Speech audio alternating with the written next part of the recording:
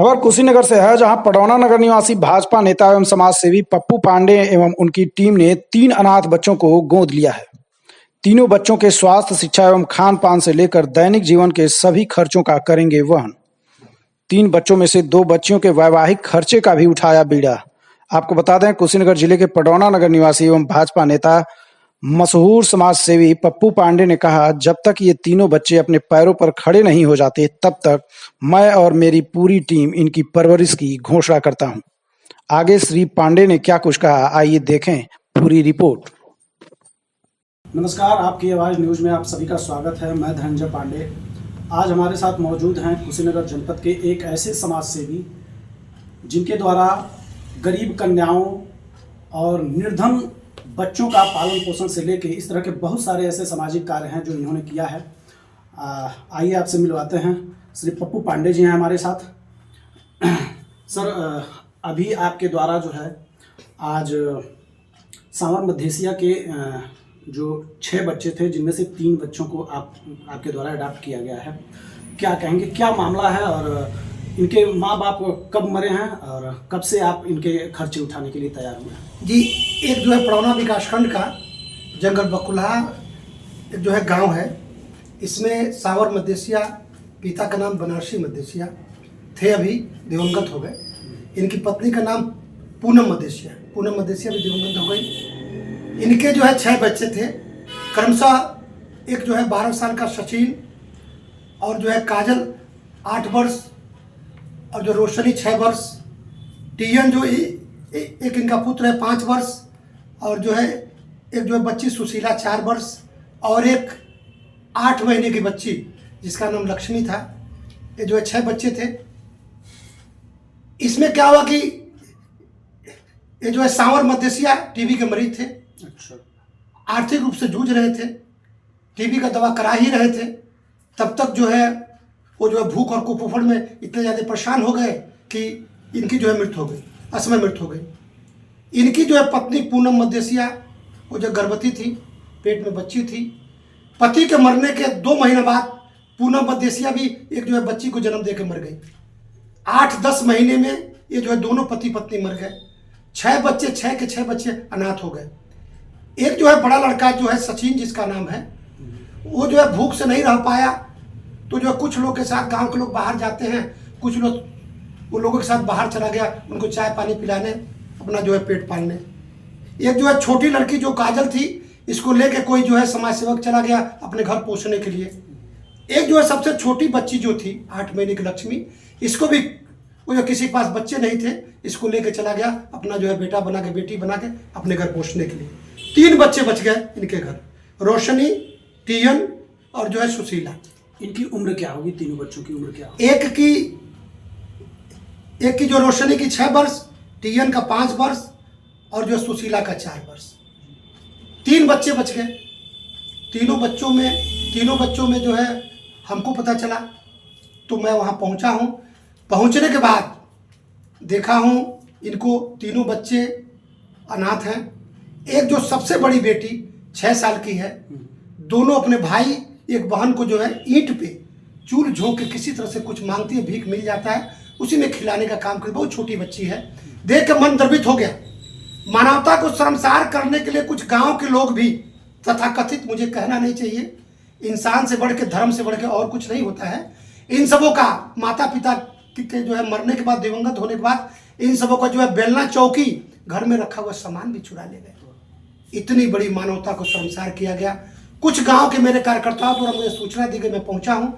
तीनों बच्चों को जब तक बच्चे अपने पैर पे आर्थिक रूप से खड़े नहीं हो जाते हैं, तब तक तीनों बच्चों को शिक्षा, स्वास्थ्य, भोजन और जितनी भी सुविधाएं हैं मेरे तरफ से अनवरत जो है चलता रहेगा। अच्छा, इसमें जो है 2 बच्चियां हैं, तो जैसे ही इनकी शादी की उम्र होगी तो इनके शादी का जो खर्च है वो कैसे? जी, दोनों बच्चियां मेरी बेटी हैं।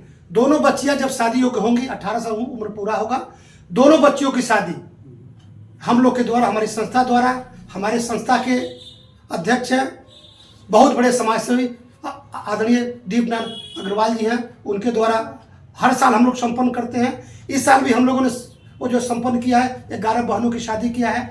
5वें वर्ष किया है, उसमें भी इन दोनों बहनों की शादी हम लोग धूमधाम से करने का कार्य करेंगे। जैसा कि हम लोगों द्वारा पता चला है, इन बच्चों के घर भी नहीं है, तो घर को लेके क्या आप लोगों की व्यवस्था एक है? जो है इसके जो है पिता के पास टूटा हुआ घर है छोटा सा, जिसमें फाटक नहीं है, जंगले वगले नहीं है।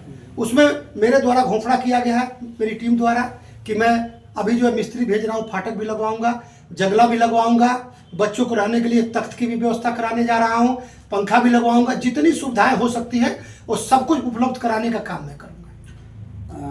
चूँकि सामाजिक कार्यकर्ता होने के नाते आप लोगों के द्वारा ये भी देखा गया है कि प्रतिवर्ष निर्धन कन्याओं का विवाह कराया जाता है, तो प्रतिवर्ष क्या आप लोगों का वो है टारगेट की कितने बच्चियों का कम से कम शादी आप लोग कराते हैं निर्धन कन्याओं का? जी, हर साल जनपद में, तो अब तो सर निर्धन शब्द रह ही नहीं गया, क्योंकि हमारा जैसा भाई और जो है दीपनाथ अग्रवाल जैसा पिता रहता है, तो वो तो सौभाग्यशाली हम लोगों ने नाम दिया है। हर साल 11 सौभाग्यशाली कन्याओं की शादी हम लोग बिल्कुल जैसे अपने जो है बहन की शादी करते हैं, उस तरह से एक एक वो बहनों का चयन करते हैं। उनके घर के लोग, हम लोग जाते हैं उनके घर पे, वेरिफिकेशन करने का काम करते हैं। वेरिफिकेशन के बाद उनको न्योता देने का काम करते हैं। फिर दोनों दुल्हा दुल्हन को बुलाते हैं, जिस दिन शादी का डेट रहता है, खूब बढ़िया मैरिज हॉल में सजाने का काम करते हैं, घराती बराती का स्वागत करते हैं, दुल्हा दुल्हन का आरती करने का काम करते हैं। उसके बाद जो है खूब बढ़िया मंच पे जयमाल कराते हैं। उसके बाद बनारस से पंडित आते हैं, माड़ो में हम लोग शादी कराने का काम करते हैं। उसके बाद वो जब विदाई करने का काम करते हैं। गांव में देखा जाता है जब एक बेटी की विदाई होती है तो माँ बाप के द्वारा जो है लगभग साल भर के जो खर्चे होते हैं, खाने पीने से सामान, कपड़ा लत्ता, सब साबुन, बहुत सारी सामग्री जो डेली यूज के सामान है वो भी दिया जाता है। जी, सामानों को लेके क्या आप लोग? जी, सब कुछ दिया जाता है, सब कुछ। हम लोग के संस्था अध्यक्ष हैं दीपनाथ अग्रवाल जी, प्रबंधक मैं हूँ।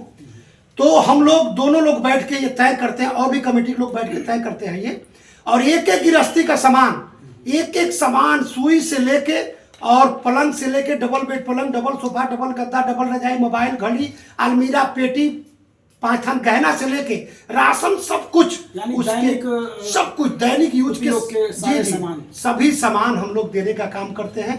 जब उनकी विदाई होती है तो जैसे आप अपने बहन की विदाई करते हैं, उस तरह से हम लोग विदाई करने का काम करते हैं हर साल, और उनसे संबंध जुड़े रहता है। वो हमारी बेटियां जो इस साल 11 गई, अगले साल 22 होंगी, फिर जो है अगले साल बढ़ेंगी, सबसे संबंध जोड़ के सबका जो है कुशल क्षेम पूछने का काम करते हैं।